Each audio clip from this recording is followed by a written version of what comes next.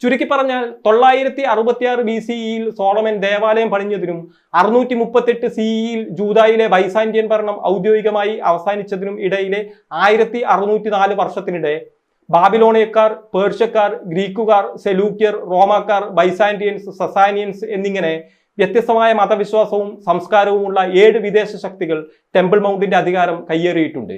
മുസ്ലിങ്ങൾ ഇതിൽ 8ാമതും ഏറ്റവും അവസാനവുമായി വന്ന ഒരു വിഭാഗം മാത്രമാണ്. എന്നാൽ ജൂതരാകട്ടെ ഇക്കാലയളവിലൊക്കെ നാടുകടത്തപ്പെട്ട ദേശങ്ങളിൽ നിന്നൊക്കെ അവിടേക്ക് എത്തുകയും ആ പ്രദേശവുമായി ആത്മബന്ധം പുലർത്തുകയും ചെയ്തിട്ടുണ്ട്. നമസ്കാരം. പ്രവാചകൻ മുഹമ്മദ് ഒരു മിത്താണ് എന്ന വാദത്തിന്റെ ആധികാരികത പരിശോധിക്കുന്ന ഒരു വീഡിയോ പരമ്പര ചെയ്തു വരികയാണ്. ശ്രദ്ധിക്കാത്തവർക്കായി ആദ്യ 2 ഭാഗങ്ങളുടെ ലിങ്ക് ഡിസ്ക്രിപ്ഷനിൽ കൊടുത്തിട്ടുണ്ട്. ദയവായി കാണാൻ ശ്രമിക്കുക.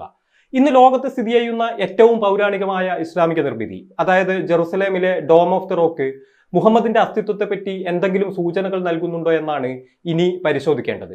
എന്നാൽ അതിനു മുൻപ് ആ കെട്ടിടം സ്ഥിതി ചെയ്യുന്ന പ്രദേശത്തെ, അതായത് ഹർഹബൈത്ത് എന്ന് ജൂതന്മാരാലും അൽഹറാം അൽ ഷരീഫ് എന്ന് മുസ്ലിങ്ങളാലും ടെമ്പിൾ മൗണ്ട് എന്ന് പാശ്ചാത്യരാലും വിളിക്കപ്പെടുന്ന ആ ഭൂമിയുടെ ഉടമസ്ഥത സംബന്ധിച്ച് നിലനിൽക്കുന്ന അവകാശവാദങ്ങളുടെ നിജസ്ഥിതി പരിശോധിക്കേണ്ടതായിട്ടുണ്ട്.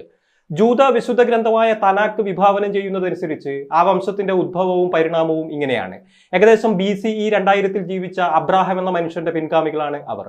പ്രാചീന മെസ്സപ്പെട്ടോമിയയിലെ ഉർ സ്വദേശിയായിരുന്ന അദ്ദേഹം പിന്നീട് ദൈവമായ യഹോവയുടെ നിർദ്ദേശപ്രകാരം വാഗ്ദത്ത ഭൂമിയിലേക്ക്, അതായത് അന്ന് കാനാൻ എന്ന് വിളിക്കപ്പെട്ടിരുന്ന ഇന്നത്തെ ഇസ്രായേൽ ദേശത്തേക്ക് കുടിയേറി.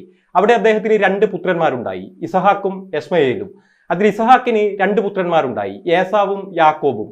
അതിൽ യാക്കോബിന് 12 പുത്രന്മാരുണ്ടായി, Reuben, Simeon, Levi, Judah, Dan, Naphtali, Gad, Asher, Issachar, Zebulun, Joseph, Benjamin എന്നിങ്ങനെ.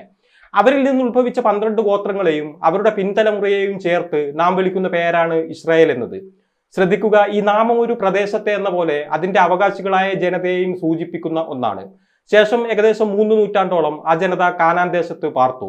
എന്നാൽ 1700 BCE ഉണ്ടായ ഒരു ക്ഷാമം അവരെ സ്വദേശം ഉപേക്ഷിച്ച് ഈജിപ്തിലേക്ക് പലായനം ചെയ്യാൻ നിർബന്ധിതരാക്കി.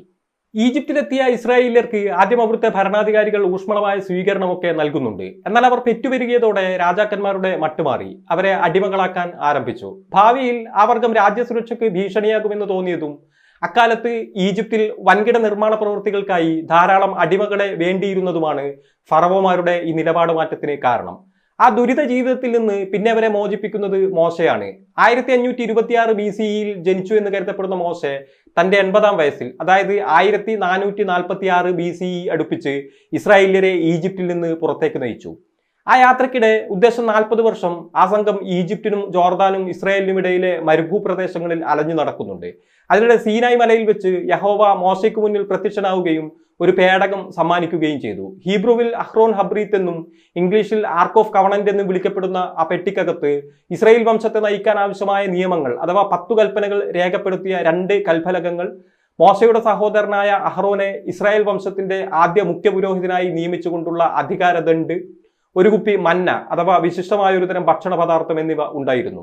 അത് സ്വീകരിച്ച ശേഷം അവർ യാത്ര തുടർന്നു. വഴിമധ്യേ മോശെ മരിച്ചുപോയെങ്കിലും അദ്ദേഹത്തിന്റെ മുഖ്യ സഹായിയായിരുന്ന ജോഷുവയുടെ നേതൃത്വത്തിൽ സംഘം കാനാൻ ദേശത്തെത്തുകയും അവിടെ വാസം ഉറപ്പിക്കുകയും ചെയ്തു. തുടർന്ന് CE 1350 1050 ഇടയിൽ 3 നൂറ്റാണ്ടോളം ആ ജനതയ്ക്ക് രാജാക്കന്മാർ ഇല്ലായിരുന്നു. ഗിദയോൻ, സാംസൺ, യഹൂദ് എന്നിങ്ങനെ 12 പൗരപ്രമുഖന്മാർ ഭരണം നിർവഹിച്ച ആ കാലത്തെ പൊതുവിൽ ന്യായാധിപന്മാരുടെ കാലഘട്ടം, the period of the judges എന്നാണ് ജൂത ചരിത്രത്തിൽ വിളിച്ചു പോരുന്നത്. എന്നാൽ പതുക്കെ രാജാക്കന്മാർ വേണമെന്ന ആവശ്യം ജനങ്ങൾക്കിടയിൽ ശക്തിപ്പെട്ടു. മുഖ്യമായും 3 കാരണങ്ങളാണ് അതിനുണ്ടായിരുന്നത്. ഒന്ന്, ചുറ്റുപാടുമുള്ള മറ്റ് ജനസഞ്ചയങ്ങളെ പോലെ ഒരു ഏകീകൃത ഭരണക്രമത്തിന് കീഴിലാകാൻ അവർ ആഗ്രഹിച്ചിരുന്നു. 2, നിലവിലുണ്ടായിരുന്ന ഭരണ സംവിധാനം അഴിമതിയാൽ ദുഷിച്ചു തുടങ്ങിയിരുന്നു. 3, ഫിലിസ്റ്റീൻസ്, മൊവാബൈറ്റ്സ്, അമോനൈറ്റ്സ് തുടങ്ങിയ ശത്രുഗോത്രങ്ങൾ അവരെ നിരന്തരം ആക്രമിച്ചിരുന്നു. സമ്മർദ്ദം ശക്തമായതോടെ അന്ന് മുഖ്യപുരോഹിതനായിരുന്ന സമൂവേൽ യഹോവയുടെ നിർദ്ദേശപ്രകാരം സാവൂളിനെ രാജാവായി നിയമിച്ചു. അതോടെ ജൂതചരിത്രം രാജാക്കന്മാരുടെ കാലഘട്ടത്തിലേക്ക് കടന്നു. ഏകീകൃത ഇസ്രായേലിന്റെ ചരിത്രത്തിൽ 3 രാജാക്കന്മാരാണ് അവരെ ഭരിച്ചിട്ടുള്ളത്. BCE 1050 1010 ഇടയിൽ സാവൂൾ, 1010 970 ഇടയിൽ ദാവീദ്, 970 930 ഇടയിൽ സോളമൻ എന്നിങ്ങനെയാണ് അവരുടെ കാലഘട്ടം. ഇതിൽ 3ാം രാജാവായിരുന്ന സോളമൻ ജെറുസലേം നഗരത്തിന്റെ തെക്ക് കിഴക്കൻ മൂലയിൽ മോറിയ പർവ്വതത്തിനു മുകളിൽ ചുണ്ണാമ്പുകല്ലുകൾ നിറഞ്ഞ ഉദ്ദേശം 37 ഏക്കർ വിസ്തൃതിയുള്ള ഒരു പറമ്പ് തിരഞ്ഞെടുത്ത് ഒരു ദേവാലയം പണിയുകയും അതിനകത്ത് മുൻപ് മോശയ്ക്ക് യഹോവ സമ്മാനിച്ച വിശിഷ്ട പേടകം അഥവാ ആർക്ക് ഓഫ് കവണന്റ് സ്ഥാപിക്കുകയും ചെയ്തു. അതോടുകൂടി ആ പ്രദേശം ഹർഹബെയ്ത്ത് അഥവാ ടെമ്പിൾ മൗണ്ട് എന്ന് അറിയപ്പെട്ടു തുടങ്ങി. തനാക്ക് വിവരിക്കുന്നതനുസരിച്ച് 966 BCEയിൽ ഈ ദേവാലയത്തിന്റെ പണി ആരംഭിക്കുകയും 959 BCEയിൽ പൂർത്തീകരിക്കുകയും ചെയ്യപ്പെട്ടിട്ടുണ്ട്. ലബനോനിൽ നിന്ന് വരുത്തിച്ച ദേവദാരു മരത്താലും വിശിഷ്ടമായ കല്ലുകളാലും പണിയപ്പെട്ട സ്വർണവും വെങ്കലവും കൊണ്ട് അലങ്കരിക്കപ്പെട്ട അകത്തൊരു പ്രവേശന മുറി, ഒരു ഇടനാഴി, ഒരു ഗർഭഗൃഹം എന്നിവ അടങ്ങിയ 90 അടി നീളവും 30 അടി വീതിയും 45 അടി ഉയരവുമുള്ള ഒരു കെട്ടിടമായിരുന്നു അത്. എന്നാൽ 931 BCEയിൽ സോളമൻ മരണപ്പെട്ടതോടെ ഇസ്രായേലി സമൂഹത്തിൽ മുൻപുണ്ടായിരുന്ന ഐക്യം നഷ്ടപ്പെട്ടു. അവർ രണ്ടായി പിളർന്നു. ജൂത, ബെഞ്ചമിൻ ഗോത്രങ്ങൾ ജെറുസലേം തലസ്ഥാനമായി തെക്കൻ സാമ്രാജ്യവും ബാക്കി 10 ഗോത്രങ്ങൾ സമരിയ തലസ്ഥാനമായി വടക്കൻ സാമ്രാജ്യവും രൂപീകരിച്ചു. ശക്തി ക്ഷയിച്ചതോടെ സ്വാഭാവികമായും ശത്രുക്കൾ ആക്രമണം കടുപ്പിച്ചു. ആദ്യം വീണത് വടക്കൻ സാമ്രാജ്യമാണ്. ഏതാണ്ട് 2 നൂറ്റാണ്ടോളം പിടിച്ചു നിന്ന അവർ ഒടുവിൽ 722 BCEയിൽ അസീറിയക്കാർക്ക് കീഴടങ്ങി. അതോടെ ഇസ്രായേൽ എന്നത് ജൂതാദേശം മാത്രമായി ചുരുങ്ങി. അവരെ ബാബിലോണിയക്കാർ ആക്രമിക്കുന്നത് ഒരു സ്ഥിരം സംഭവമായി മാറുകയും ചെയ്തു. BCE 605ലും 597ലും ഒക്കെ സംഘടിതമായ അധിനിവേശ ശ്രമങ്ങൾ നിരവധി ഉണ്ടായെങ്കിലും അവർ ചെറുത്തുനിന്നു. എന്നാൽ 586 BCEയിൽ ബാബിലോണിയൻ രാജാവ് നെബുക്കദ്നെസർ രണ്ടാമൻ വലിയ സൈനിക സംവിധാനവുമായി എത്തി ജൂദാദേശത്തെ കീഴടക്കുകയും ജെറുസലേം പിടിക്കുകയും ടെമ്പിൾ മൗണ്ട് തകർത്ത് തരിപ്പണമാക്കുകയും ചെയ്തു. അവശേഷിച്ച ഇസ്രായേല്യരെ അദ്ദേഹം ബാബിലോണിയയിലേക്ക് പിടിച്ചുകൊണ്ടുപോവുകയും അവിടെ അടിമകളാക്കി പാർപ്പിക്കുകയും ചെയ്തു. ടെമ്പിൾ മൗണ്ടിന്റെ ആദ്യ പതനം. എന്നാൽ BCE 539 കഥ മാറി. പേർഷ്യയിലെ സൈറസ് രണ്ടാമൻ രാജാവ് ബാബിലോണിയക്കാരെ കീഴടക്കി. അദ്ദേഹം ഇസ്രായേല്യരെ സ്വദേശത്തേക്ക് മടങ്ങാനും ടെമ്പിൾ മൗണ്ടിൽ പുതിയൊരു ദേവാലയം പണിയാനും അനുവദിച്ചു. ഇക്കാരണം കൊണ്ടുതന്നെ ജൂത ചരിത്രത്തിൽ ഏറെ ബഹുമാനിക്കപ്പെടുന്ന വ്യക്തിയാണ് സൈറസ്. ബൈബിൾ അദ്ദേഹത്തെ അഭിസംബോധന ചെയ്യുന്നത് തന്നെ ദൈവത്താൽ തിരഞ്ഞെടുക്കപ്പെട്ടവൻ എന്ന അർത്ഥത്തിൽ അഭിഷിക്തൻ എന്നാണ്. യേശയ്യാ പ്രവാചകന്റെ പുസ്തകത്തിൽ 45-ാം അധ്യായത്തിലെ 1-ാം വാചകം ശ്രദ്ധിക്കുക. യഹോവ തന്റെ അഭിഷിക്തനായ സൈറസിനോട് ഇപ്രകാരം അരുളി ചെയ്യുന്നു: അവന് ജാതികളെ കീഴടക്കി രാജാക്കന്മാരുടെ അരക്കച്ചകളെ അഴിക്കേണ്ടതിനും കതകുകൾ അവന് തുറന്നിരിക്കേണ്ടതിനും വാതിലുകൾ അടയാതെ ഇരിക്കേണ്ടതിനും ഞാൻ അവന്റെ വലങ്കൈ പിടിച്ചിരിക്കുന്നു എന്ന് പറഞ്ഞിരിക്കുന്നു. അങ്ങനെ സ്വദേശത്ത് തിരിച്ചെത്തിയ ജൂതർ BCE 516 അടുപ്പിച്ച് ടെമ്പിൾ മൗണ്ടിൽ ഒരു ദേവാലയം പണിതു. മുൻപത്തേതിനെ അപേക്ഷിച്ച് താരതമ്യേന ചെറിയൊരു നിർമ്മിതിയായിരുന്നു അത്. അക്കാലത്ത് ഇസ്രായേൽ ദേശം യഹൂദിയ എന്ന പേരിൽ ഒരു പേർഷ്യൻ പ്രവിശ്യയായി മാറുകയും ചെയ്യുന്നുണ്ട്. ശേഷം ഏകദേശം 2 നൂറ്റാണ്ട് മാറ്റങ്ങളൊന്നുമില്ലാതെ തൽസ്ഥിതി തുടർന്നു. എന്നാൽ 331 BCEയിൽ സ്ഥിതി പിന്നെയും മാറി. ആ വർഷം അലക്സാണ്ടർ ചക്രവർത്തി ദാരിയസ് മൂന്നാമൻ രാജാവിനെ കീഴടക്കുകയും പേർഷ്യൻ സാമ്രാജ്യത്തിന് തത്വത്തിൽ അന്ത്യം കുറിക്കുകയും ചെയ്തു. അതോടെ യഹൂദിയ ദേശം മൊത്തത്തിൽ മാസിഡോണിയക്കാരുടെ നിയന്ത്രണത്തിലായി. അക്കാലത്ത് ഭരണകൂടം ഗ്രീക്ക് ഭാഷയും സംസ്കാരവും ഒക്കെ പ്രചരിപ്പിക്കുന്ന ഹെലനൈസേഷൻ എന്ന പ്രക്രിയ വ്യാപകമായി നടപ്പിലാക്കുന്നുണ്ട്. എങ്കിലും ടെമ്പിൾ മൗണ്ടിൽ കാര്യമായി മാറ്റമൊന്നും നടന്നിട്ടില്ല. എന്നാൽ 323 BCEയിൽ അലക്സാണ്ടർ ആകസ്മികമായി മരണപ്പെട്ടു. അതോടെ മാസിഡോണിയൻ സാമ്രാജ്യത്തിനകത്ത് അന്തഛിദ്രം അതിരൂക്ഷമായി. അത് രണ്ടായി പിളർന്നു. ജനറൽ ടോളമി ഈജിപ്തിന്റെ ഭരണം പിടിച്ച് അലക്സാണ്ട്രിയ തലസ്ഥാനമായി ടോളമായിക് സാമ്രാജ്യവും general Seleucus Syria, Mesopotamia, Persia, Anatolia തുടങ്ങിയ പ്രദേശങ്ങളുടെ നിയന്ത്രണം പിടിച്ച് തുർക്കിയിലെ ആന്റിയോക്ക് കേന്ദ്രമായി സെല്യൂസിഡ് സാമ്രാജ്യവും സ്ഥാപിച്ചു. ഇതിലാദ്യം ജൂദാദേശത്തിന്റെ ഭരണം ലഭിച്ചത് ടോളമീസിനാണ്. BCE 301 മുതൽ 200 വരെ ഏകദേശം 1 നൂറ്റാണ്ട് അത് തുടർന്നു. അക്കാലത്ത് ഇസ്രായേലിയർക്ക് മതസ്വാതന്ത്ര്യവും ഒരു പരിധിവരെ സ്വയംഭരണാവകാശവും ഒക്കെ അനുവദിക്കപ്പെട്ടിരുന്നു. എന്നാൽ BCE 200-ൽ പാനിയം യുദ്ധത്തിനൊടുവിൽ ആന്റിയോക്കസ് മൂന്നാമൻ എന്ന സെല്യൂക്യൻ രാജാവ് ടോളമിക് വംശത്തിലെ 5-ാം രാജാവ് എപ്പിഫനീസിനെ തോൽപ്പിച്ചതോടെ ജൂദാദേശത്തിന്റെ നിയന്ത്രണം പൂർണ്ണമായും അവരുടെ കയ്യിലായി. അക്കാലം പൊതുവെ വിവേചനങ്ങളുടേത് ആയിരുന്നു. കടുത്ത ഗ്രീക്ക് ബഹുദൈവ വിശ്വാസികളായിരുന്ന സെലൂക്യർ പരിച്ഛേദനം, സാപത്താചരണം, കോഷർ ഭക്ഷണം, തോറ വായന തുടങ്ങിയ ജൂത മതാചാരങ്ങളൊക്കെ നിരോധിക്കുകയും അവരുടെ വിശ്വാസം സ്വീകരിക്കാൻ ഇസ്രായേല്യരെ നിർബന്ധിക്കുകയും ചെയ്തു. 175 BCEയിൽ നടന്ന ആന്റിയോക്കസ് നാലാമൻ രാജാവിന്റെ സ്ഥാനാരോഹണത്തോടെ ഈ മതപീഡനം അതിന്റെ പാരമ്യതയിൽ എത്തി. അദ്ദേഹം ടെമ്പിൾ മൗണ്ടിൽ ദേവാലയത്തിനകത്ത് ഗ്രീക്ക് ദേവന്മാരുടെ തലവനായ സിയൂസിന്റെ ഒരു വിഗ്രഹം പണിയുകയും അതിൽ പന്നിയെ ബലിയർപ്പിക്കുകയും ഒക്കെ ചെയ്തു. ഒടുവിൽ ഈ ദുർഭരണത്തിനെതിരെ പ്രതികരിക്കാൻ തന്നെ ഇസ്രായേലിയർ തീരുമാനിച്ചു. അങ്ങനെ ഒരു കലാപം പൊട്ടിപ്പുറപ്പെട്ടു. BCE 167-നും 60-നും ഇടയിൽ ജൂദ മക്കാബി എന്നൊരു പോരാളിയുടെ കീഴിൽ ഇസ്രായേലി ദേശീയവാദികൾ സംഘടിച്ച് ഒളിപ്പോര് മുഖ്യതന്ത്രമായി സ്വീകരിച്ച് സെലൂക്യൻ ഭരണകൂട ഭീകരതയ്ക്കെതിരെ പോരാടിയ സംഭവം ചരിത്രത്തിൽ മക്കബായ വിപ്ലവം എന്നാണ് അറിയപ്പെടുന്നത്. ഒടുവിൽ സ്വാതന്ത്ര്യം നേടാൻ അവർക്ക് സാധിച്ചു. തുടർന്ന് ഭരണം ഏറ്റെടുക്കുന്നത് ജൂദ മക്കാബിയുടെ വംശമായ ഹാസ്മോനിയൻസ് ആണ്. BCE 140 ഭരണം ആരംഭിച്ച അവർ ആദ്യ ദശകങ്ങളിൽ ഇസ്രായേലിയരെ ഏകോപിപ്പിച്ച് നിർത്തുന്നതിൽ വിജയിച്ചു. പക്ഷെ BCE 67 ആയപ്പോഴേക്കും ആ വംശത്തിനകത്ത് രണ്ട് വിഭാഗങ്ങൾ രൂപപ്പെടുകയും അന്തഛിദ്രം ആരംഭിക്കുകയും ചെയ്തിരുന്നു. BCE 63 അതൊരു ആഭ്യന്തര യുദ്ധമായി പരിണമിച്ചു. തർക്കം പരിഹരിക്കാൻ അന്ന് വ്യാജാന ഇടപെട്ട റോമക്കാർ പതുക്കെ ഭരണം പിടിച്ചു. അതോടെ അന്ന് റോമക്കാരുടെ മുഖ്യ ശത്രുക്കളും പേർഷ്യയുടെ ഭരണാധികാരികളുമായിരുന്ന പാർത്തിയൻ രാജവംശവും വിഷയത്തിൽ പക്ഷം ചേർന്നു. അവരുടെ സൈനിക സഹായത്തോടെ ഹാസ്മോനിയൻ വംശത്തിൽ നിന്ന് തന്നെയുള്ള ആന്റിഗനസ് രണ്ടാമൻ രാജാവായി അവരോധിക്കപ്പെട്ടു. എന്നാൽ റോമക്കാർ അടങ്ങിയിരുന്നില്ല. അവർ ഹെറോദ് എന്ന മറ്റൊരു പൗരപ്രമുഖന്റെ കീഴിൽ ഒരു സമാന്തര ഭരണകൂടം തന്നെ സ്ഥാപിച്ചു. തുടർന്ന് 37 BCEയിൽ ഇവർ തമ്മിൽ നടന്ന യുദ്ധം തത്വത്തിൽ ജൂദായുടെ ഭരണത്തിനായി റോമക്കാരും പാർത്തിയൻസും തമ്മിൽ നടന്ന പോരാട്ടം ആയിരുന്നു. ഒടുവിൽ റോമക്കാർ വിജയിച്ചു. അതോടെ ജൂദാദേശത്ത് ഹെറോദിന്റെ ഭരണം ആരംഭിച്ചു. വാസ്തവത്തിൽ ചരിത്രത്തിൽ ജൂദാദേശം ഭരിച്ച ഏറ്റവും ശക്തനായ ഭരണാധികാരിയായിരുന്നു ഹെറോദ്. പക്ഷെ അദ്ദേഹത്തിന് പൊതുവിൽ ജനപിന്തുണ കുറവായിരുന്നു. കാരണം തെക്കൻ ജൂദായിൽ നിന്നുള്ള എദ്യൂമൻ വംശജനായ പിതാവിലും ജോർദാനിലെ പെട്രയിൽ നിന്നുള്ള നബാറ്റിയൻ അറബ് വംശജയായ മാതാവിലും ജനിച്ച ഹെറോദ് മതപരമായി ജൂതനായിരുന്നെങ്കിലും വംശപരമായ ഒരു ഇസ്രായേലിയൻ ആയിരുന്നില്ല. ഈ പ്രതിസന്ധി മറികടക്കാനും ജനങ്ങളുടെ സ്വീകാര്യത പിടിച്ചുപറ്റാനുമായി അദ്ദേഹം ഒരു തന്ത്രം പ്രയോഗിച്ചു. BCE 20-ാം ആണ്ടിൽ ടെമ്പിൾ മൗണ്ടിൽ നിലവിലുണ്ടായിരുന്ന ദേവാലയം മോടി പിടിപ്പിക്കാൻ തീരുമാനിച്ചു. ചുറ്റിനും സംരക്ഷണ ഭിത്തികൾ പണിതു. ഒരാചാരം എന്ന നിലയിൽ ജൂതന്മാർ ടെമ്പിൾ മൗണ്ടിൽ ഇപ്പോൾ തലയടിച്ചു പ്രാർത്ഥിക്കുന്ന വിലാപത്തിന്റെ മതിൽ സത്യത്തിൽ ആ സംവിധാനത്തിന്റെ പടിഞ്ഞാറൻ ഭാഗമാണ്. കൂടാതെ സ്ത്രീകൾക്കും പുരുഷന്മാർക്കും പുരോഹിതന്മാർക്കും വെവ്വേറെ നടുമുറ്റങ്ങളും റോമൻ സൈനികർക്ക് വിശ്രമ കേന്ദ്രവും പണിയുകയും ക്ഷേത്രത്തിനുൾവശം വെള്ളക്കല്ലുകളും സ്വർണവും കൊണ്ട് അലങ്കരിക്കുകയും ഒക്കെ ചെയ്യുന്നുണ്ട് ഹെറോദ്. അദ്ദേഹത്തിന്റെ ഭരണം അവസാനത്തോട് അടുത്ത കാലത്ത്, അതായത് BCE 6-നും 4-നും ഇടയിലാണ് യേശുക്രിസ്തുവിന്റെ ജനനം. ബൈബിൾ അത് കൃത്യമായി രേഖപ്പെടുത്തുന്നുണ്ട്. മാത്യുവിന്റെ സുവിശേഷം 1 മുതൽ 3 വരെയുള്ള വാചകങ്ങൾ ശ്രദ്ധിക്കുക. ഹെരോദ രാജാവിന്റെ കാലത്ത് യേശു യഹൂദയായിലെ ബത്ലഹേമിൽ ജനിച്ചു. ശേഷം കിഴക്കു നിന്ന് വിദ്വാൻമാർ ജെറുസലേമിലെത്തി യഹൂദന്മാരുടെ രാജാവായി പിറന്നവനെവിടെ, ഞങ്ങൾ അവന്റെ നക്ഷത്രം കിഴക്കു കണ്ട് അവനെ നമസ്കരിപ്പാൻ വന്നിരിക്കുന്നു എന്ന് പറഞ്ഞു എന്ന് എഴുതപ്പെട്ടിരിക്കുന്നു. BCE 4-ാം ആണ്ടിൽ ഹെരോദ് മരിച്ചതോടെ അന്നത്തെ റോമൻ ചക്രവർത്തി അഗസ്റ്റസ് സീസർ ജൂദായുടെ ഭരണം അദ്ദേഹത്തിന്റെ മക്കൾക്ക് വിഭജിച്ചു നൽകി.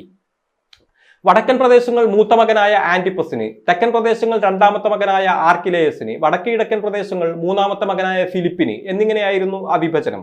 സ്വാഭാവികമായും ജൂദാദേശം ആർക്കിലേയസിന്റെ ഭരണത്തിന് കീഴിലായി. എന്നാൽ അദ്ദേഹം അഴിമതിക്കും ക്രൂരകൃത്യങ്ങൾക്കും പേരുകേട്ട ഒരു നരാധവനായിരുന്നു എന്നതാണ് വാസ്തവം. ജനങ്ങൾ പരാതി ഉന്നയിക്കുന്നത് ഒരു സ്ഥിരം സംഭവമായതോടെ ഒടുവിൽ അഗസ്റ്റസ് സീസർ അദ്ദേഹത്തെ നാടുകടത്തുകയും ജൂദായുടെ ഭരണം നേരിട്ട് റോമൻ സാമ്രാജ്യത്തിന് കീഴിലേക്ക് മാറ്റുകയും ചെയ്തു. ഏകദേശം ഇക്കാലത്ത് യേശുക്രിസ്തു ടെമ്പിൾ മൗണ്ടിലെ ദേവാലയം സന്ദർശിക്കുന്നുണ്ട്. ക്രിസ്ത്യാനികൾക്ക് ഈ ദേവാലയവുമായുള്ള ആത്മബന്ധം രൂപപ്പെടുന്നത് അതോടെയാണ്. ആ സന്ദർശനത്തിന്റെ സൂചനകളും ബൈബിളിലുണ്ട്. ലൂക്കായുടെ സുവിശേഷം 2-ാം അധ്യായം 42 മുതൽ 46 വരെ വചനങ്ങൾ ശ്രദ്ധിക്കുക. അവന് 12 വയസ്സായപ്പോൾ അവർ പതിവ് പോലെ പെരുന്നാളിന് പോയി. മടങ്ങിപ്പോരുമ്പോൾ ബാലനായ യേശു ജെറുസലേമിൽ താമസിച്ചു. അമ്മയോ അപ്പനോ അത് അറിഞ്ഞില്ല. സഹയാത്രക്കാരുടെ കൂട്ടത്തിൽ ഉണ്ടായിരിക്കുമെന്ന് ഊഹിച്ച് അവർ ഒരു ദിവസത്തെ വഴി പിന്നിട്ടു. പിന്നെ ബന്ധുക്കളുടെയും പരിചയക്കാരുടെയും ഇടയിൽ തിരഞ്ഞു കാണാഞ്ഞിട്ട് അവനെ അന്വേഷിച്ചുകൊണ്ട് ജെറുസലേമിലേക്ക് മടങ്ങിപ്പോയി. അവൻ ദേവാലയത്തിൽ ഉപദേഷ്ടാക്കന്മാരുടെ നടുവിലിരിക്കുന്നതും അവരുടെ ഉപദേശം കേൾക്കുന്നതും അവരോട് ചോദ്യങ്ങൾ ചോദിക്കുന്നതും കണ്ടു എന്ന് വ്യക്തമായി പറഞ്ഞിരിക്കുന്നു. നേരിട്ട് ഭരിക്കാതെ ഗവർണർമാരെ വെച്ച് ജൂദാദേശത്തെ നിയന്ത്രിക്കുന്നതായിരുന്നു റോമക്കാരുടെ രീതി. CE 6-ൽ അഗസ്റ്റസ് സീസർ ഭരണമേറ്റെടുത്തതിനും ഒടുവിൽ CE 285-ൽ റോമൻ സാമ്രാജ്യം രണ്ടായി പിരിയുന്നതിനുമിടയിലെ 279 വർഷത്തിനിടെ പ്രീഫെക്ട്, പ്രൊക്യൂറേറ്റർ, ലെഗേറ്റ് തുടങ്ങിയ വ്യത്യസ്ത സ്ഥാനപ്പേരുകളിൽ ഇത്തരത്തിൽ ചുരുങ്ങിയത് 60-നും 65-നും ഇടയിൽ ഗവർണർമാർ ജൂദാദേശത്തെ ഭരിക്കുന്നുണ്ട്. ഇതിനിടയിൽ നിർണായകമായ ചരിത്ര സംഭവങ്ങൾ പലതും നടക്കുന്നുണ്ട്. CE 30-നും 33-നും ഇടയിൽ അന്നത്തെ റോമൻ ചക്രവർത്തി ടൈബീരിയസ് സീസർ ജൂദായുടെ ഗവർണറായി നിയമിച്ച പന്തിയോസ് പീലാത്തോസ് എന്ന പ്രീഫെക്ട് ഉത്തരവിട്ടതനുസരിച്ച് യേശുക്രിസ്തു കുരിശിൽ തറക്കപ്പെട്ടു. 66 CE ആയപ്പോഴേക്കും റോമൻ ഭരണത്തിനെതിരെ ജൂതന്മാർക്കിടയിൽ വീണ്ടും എതിർപ്പ് രൂക്ഷമായി. ജൂതമതാചാരങ്ങളിൽ റോമക്കാർ ഇടപെട്ടു തുടങ്ങിയത് തീവ്ര ദേശീയവാദികളെ അസ്വസ്ഥരാക്കി. നികുതി അനിയന്ത്രിതമായി വർദ്ധിപ്പിച്ചത് സാധാരണക്കാരെയും ചൊടിപ്പിച്ചു. തുടർന്ന് 66 മുതൽ 73 വരെ ഇസ്രായേലിയരും റോമക്കാരും തമ്മിൽ ഒരു യുദ്ധം നടന്നു. ചരിത്രത്തിൽ ഫസ്റ്റ് ജൂവിഷ് റോമൻ വാർ എന്നറിയപ്പെടുന്ന ഈ സംഘർഷത്തിന്റെ ആദ്യഘട്ടത്തിൽ റോമൻ സൈനികരെ തുരത്താനും ജെറുസലേമിന്റെ നിയന്ത്രണം ഭാഗികമായി പിടിച്ചെടുക്കാനും ഒക്കെ ജൂത കലാപകാരികൾക്ക് അന്ന് സാധിക്കുന്നുണ്ട്.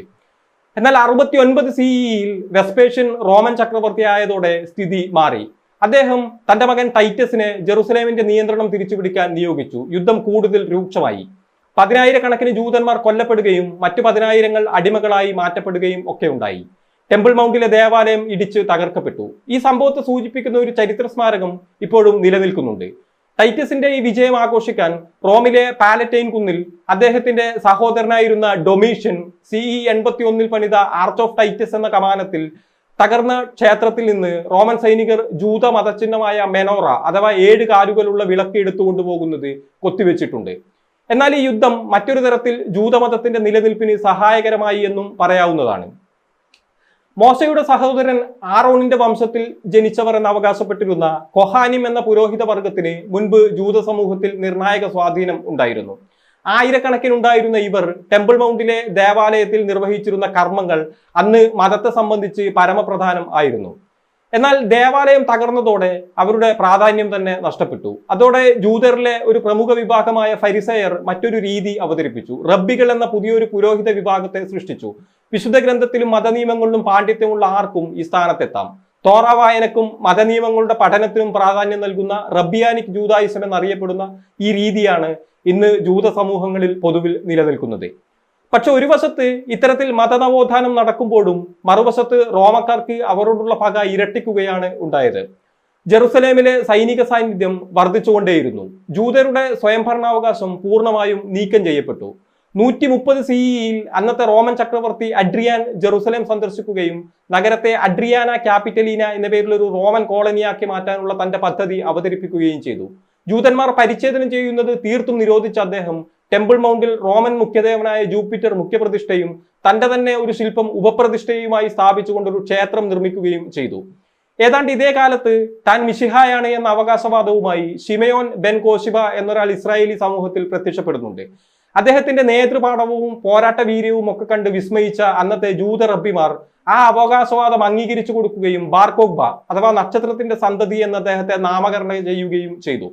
തുടർന്ന് ഇയാളുടെ നേതൃത്വത്തിൽ CE 132 മുതൽ 36 വരെ റോമൻ ഭരണകൂടത്തിനെതിരെ ജൂതർ നടത്തിയ മറ്റൊരു പോരാട്ടമുണ്ട്. ചരിത്രത്തിൽ അത് ബാർകോഗ്ബ വിപ്ലവം എന്നാണ് അറിയപ്പെടുന്നത്. തുടക്കത്തിൽ വിജയം നേടാനും ജെറുസലേമിന്റെ നിയന്ത്രണം തിരിച്ചുപിടിക്കാനും ഒക്കെ സാധിച്ചെങ്കിലും ഒടുവിൽ റോമക്കാർ കലാപം അടിച്ചമർത്തുക തന്നെ ചെയ്തു. ഷിമയോൻ ബാർകോഗ്ബയും ലക്ഷക്കണക്കിന് അനുയായികളും കൊല്ലപ്പെട്ടു. ജൂത അസ്തിത്വം തന്നെ എന്നേക്കുമായി മായ്ച്ചു കളയുക എന്ന ലക്ഷ്യത്തോടെ റോമക്കാർ ജൂതദേശത്തിന്റെ നാമം സിറിയ പലസ്തീന എന്നാക്കി മാറ്റുകയും ചെയ്യുന്നുണ്ട്. അന്ന് 293 CEയിൽ അന്നത്തെ ചക്രവർത്തിയായിരുന്ന ഡയോക്ലീഷ്യൻ ചില പരിഷ്കാരങ്ങൾ നടപ്പിലാക്കി. റോമ സാമ്രാജ്യത്തെ ഭരണ സൗകര്യാർത്ഥം കിഴക്കും പടിഞ്ഞാറും 2 പ്രദേശങ്ങളായി തിരിച്ചു. അഗസ്റ്റസ് എന്ന നാമത്തിൽ 2 സീനിയർ എംപറർമാർ, സീസർ എന്ന നാമത്തിൽ 2 ജൂനിയർ എംപറർമാർ, ഇങ്ങനെ മൊത്തത്തിൽ 4 പേർ ചേർന്നായിരിക്കും ഭരണം.